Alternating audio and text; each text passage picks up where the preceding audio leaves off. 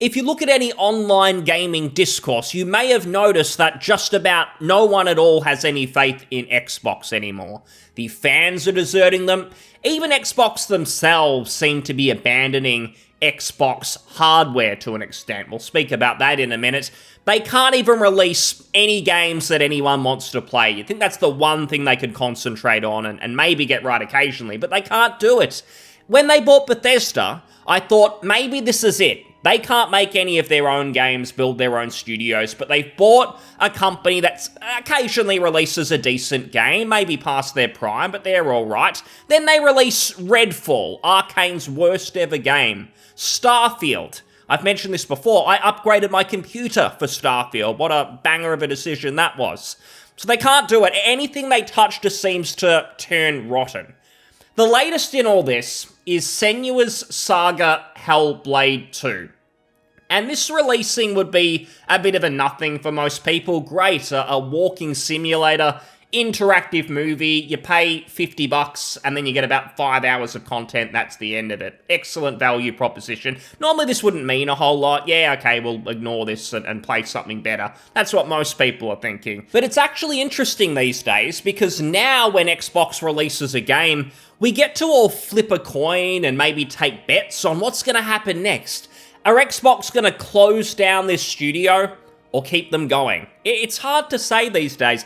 They've already shut down Tango Gameworks, for instance, and their latest game was Hi-Fi Rush, which many people enjoyed. It's not like it's only when a bad game releases, Xbox will shut a studio down.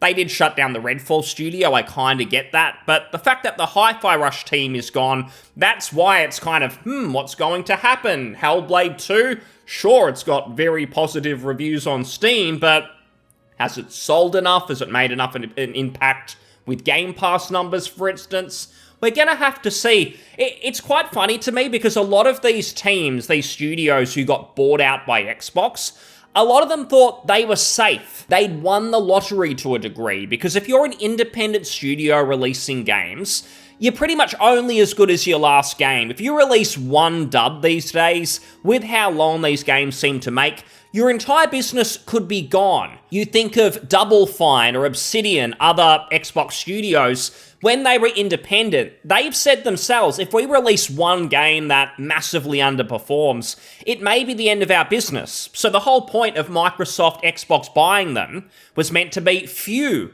we're okay now. If we release one dud, well, Microsoft are investing in us, so that shouldn't be the end. They should be investing in our teams, and we should be able to keep building until we're making sustainable games that are making Xbox money. But that doesn't have to happen immediately. We can take a little bit of time to get there, build new IPs, franchises, and eventually we'll be an absolute asset to the Xbox brand. But that's not really what's happening. It seems that Xbox is treating each individual studio pretty much as its own business. And if the studio isn't profitable immediately right now, you're at risk. You may be shut down. Even if you release a Hi-Fi Rush, brand new IP, maybe it didn't massively deliver in the profits, sell a whole lot of units, but surely Microsoft could have looked at it and go, this is a brand new IP, it makes sense it hasn't sold juggernaut numbers because a lot of people don't know about it. But if we make a second one, if we invest in the IP, eventually it's going to get there because this game is super well received. Xbox didn't seem to care about that. They just went, nah, it didn't sell immediately, you're gone, goodbye, you're fired. So there is basically no benefit to this conglomerate owning you. You're in the exact same position as you would be in if you're independent. And maybe that's not true. Maybe I'm not understanding why they shut Tango down, but no one else does. They haven't really explained that. They gave non-answers. Sarah Bond, some Xbox executive, she just gave politician answers when she was questioned on it. So no one knows why really Tango was shut down, but then we can just come to those conclusions. Okay, it's pretty much just comes down to you releasing a game that sells. If your game doesn't sell straight away, you could be gone as a studio. So I'll say this, Ninja Theory, responsible for this Hellblade 2, they very well could be next. This game clearly hasn't sold very well. It's got a couple of thousand Steam reviews. But if we look at people who've done some comparisons, we can see here that Hellblade 2, its absolute peak, it's now going down. the highest player at once number. So it's never going up again. It's at 4,000. 4,000 people at one time were the most people who've ever played Hellblade 2 on Steam. That's a pretty small number. And if we compare that to other seemingly failed games, I've got to say Hi-Fi Rush, because that wasn't good enough for Xbox. That still reached over 6,000 players at one time, and that had zero marketing. It was a shadow drop. People jumped straight into it because it was getting good player word of mouth. Redfall, even that was doing better. 6,000 plus players at once. The only word of mouth was about how terrible this was, how it was an embarrassment to the games industry. And yet more people were onto it.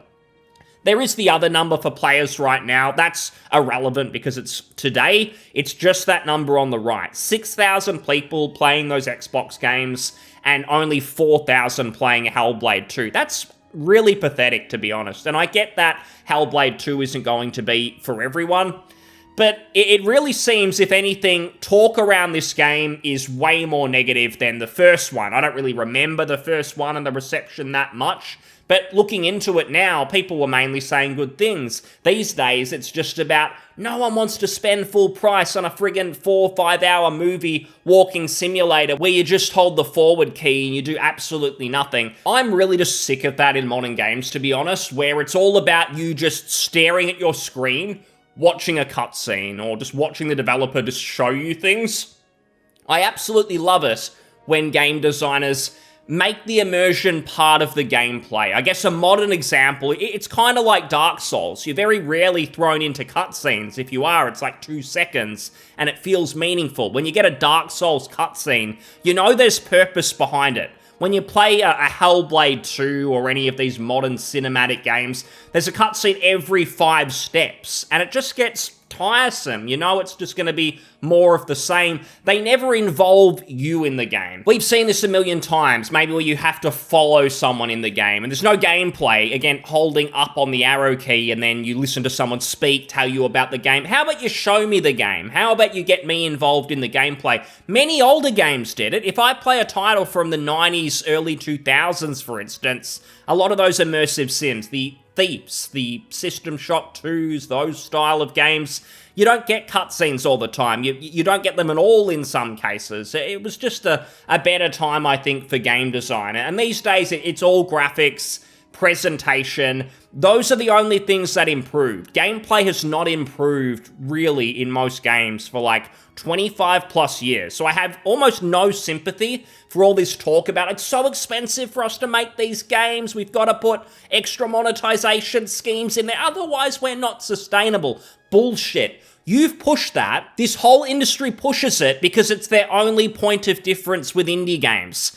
If modern AAA developers made an indie game and it had the same graphics as the 1-2-man projects on Steam, suddenly you'd realize there's not a lot of difference in talent and what's possible there. The only point of difference for the AAA studios is they can make these graphical cinematic showcases, and then they market it like it's the best thing in the world. They try and tell us, oh, this is peak game design, look how far we've come. We haven't really. It's a marketing scheme so that normies spend their money on those games rather than smaller games on Steam.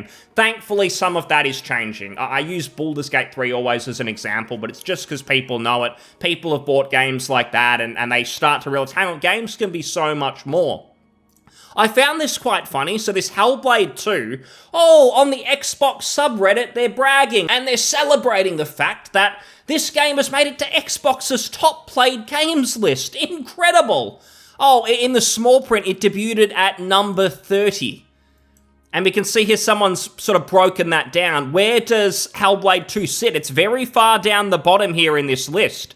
So this is a brand new game that's released. It's not really competing with any other new games. Not many new ones have come out that are similar. And yet it barely broken the top 30.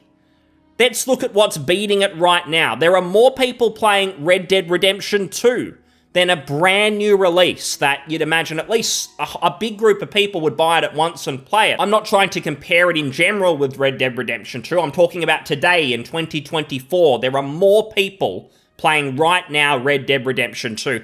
Even Fallout 4, that hasn't had a content update, a real substantial one in like 10 years. More people are playing that. I know the Fallout TV show hype, but you would think that Hellblade 2, which was in development for like 5 years, probably tens of millions of dollars spent on it, the budget, there was a little bit of marketing done, not a whole lot, but people knew about it. It's on Game Pass. If people are loading up their Xboxes or whatever, they're going to see it.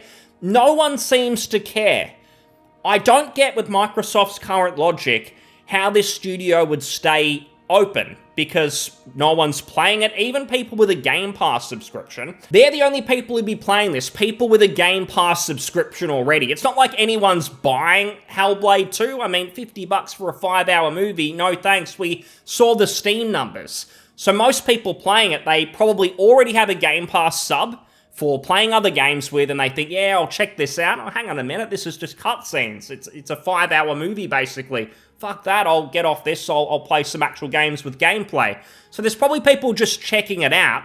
Even that number's small. It's hit like 30, number 30 in the most played Xbox games. So that's pretty sad, to be honest. And if Xbox as a games company has any consistency, it seems like they have to shut this team down. I'm not saying I want them shut down, but if you want to have any confidence in Xbox, you would think that they would have to have a pretty precise vision and strategy.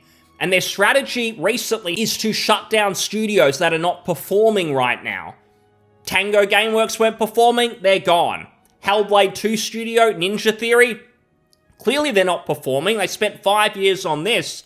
No one really cares. No one's playing it. It hasn't risen your Game Pass numbers. We pretty much know that at this point. What's your justification for keeping them around? I mean, if I was one of those purple-haired crazies, I might say, oh, why did you shut down Tango? You must be racist. It must be because they're Japanese. Why didn't you shut down the Hellblade team? Obviously, I'm not going to do that, but I'd just be curious, if they don't shut them down, what is your reasoning? Because it's about the direction. Does Microsoft Xbox have any direction at all? Or did they shut down Tango because that week they needed the line to go up, the profits to look a bit better, so they gutted a whole studio? But this week, that doesn't matter so much, so therefore Hellblade 2 team stays open. I've got no confidence that there's any consistency whether the Hellblade 2 studio actually gets shut down because of a game that seems to be failing. Unfortunately, I mean, maybe I'm biased because that game is just not really for me, but it doesn't seem to be succeeding. There's not enough people who seem to be that interested. And I will just end on this. I mentioned Xbox may be getting out of hardware, and a rumour's been floating around suggesting that the next Xbox will be a reference design for other manufacturers to make devices similar to Surface Pro.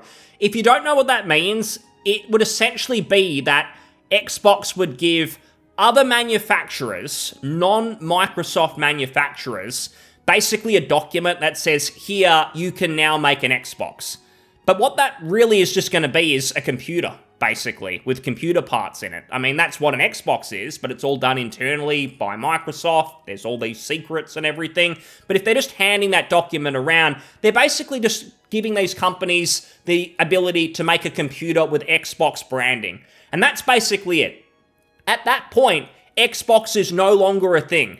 You've just got a computer with an Xbox logo. If I stick an Xbox sticker on my computer, I've pretty much done the same thing. Sure, there might be some bells and whistles and everything, but to me, this just seems like a way for Xbox to get out of the console-making space without having to admit it.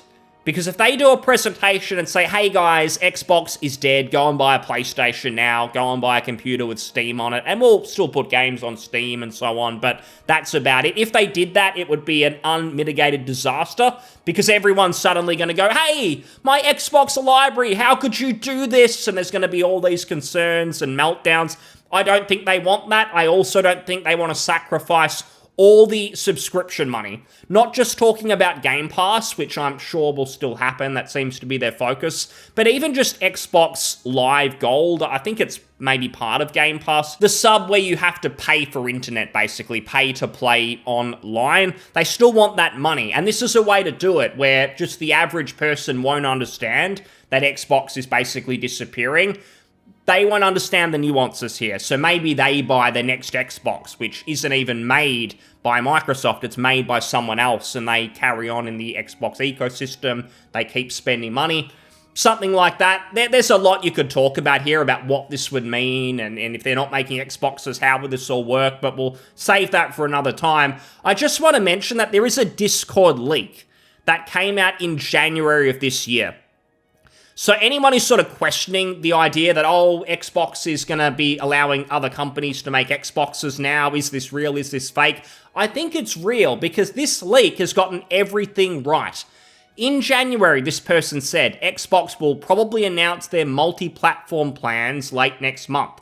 They said that before they started porting Hi-Fi Rush and other titles like that to PS4 and Switch. They were saying this well before then.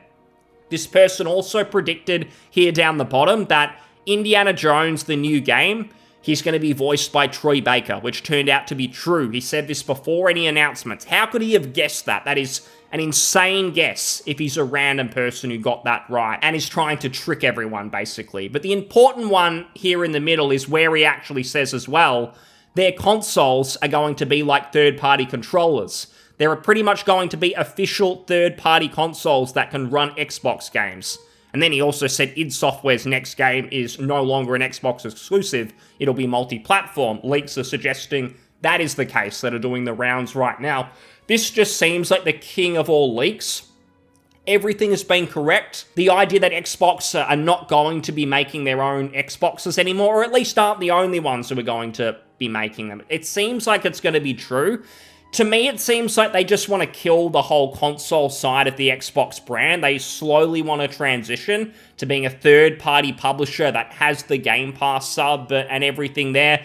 It seems like that's what they want to do, but they don't want to rip the Band-Aid off and just tell everyone that's the case, because then they'd be giving away all the console money immediately, and by that I mean people who buy an Xbox game, 30% of it goes to Microsoft. If you buy a microtransaction in Fortnite on Xbox, some of that goes to Microsoft. They don't want to give that up right now, but they also want to get out of actually investing in the Xbox console itself. So it's interesting. Let's see if the Hellblade II studio gets shut down. Let's see if the whole Xbox no longer making consoles is true. I'm sure we're going to find out shortly, and that Xbox showcase thing is next week. Maybe that'll be interesting. Thanks so much for listening. I'll see you on the next one. Cheers. Bye.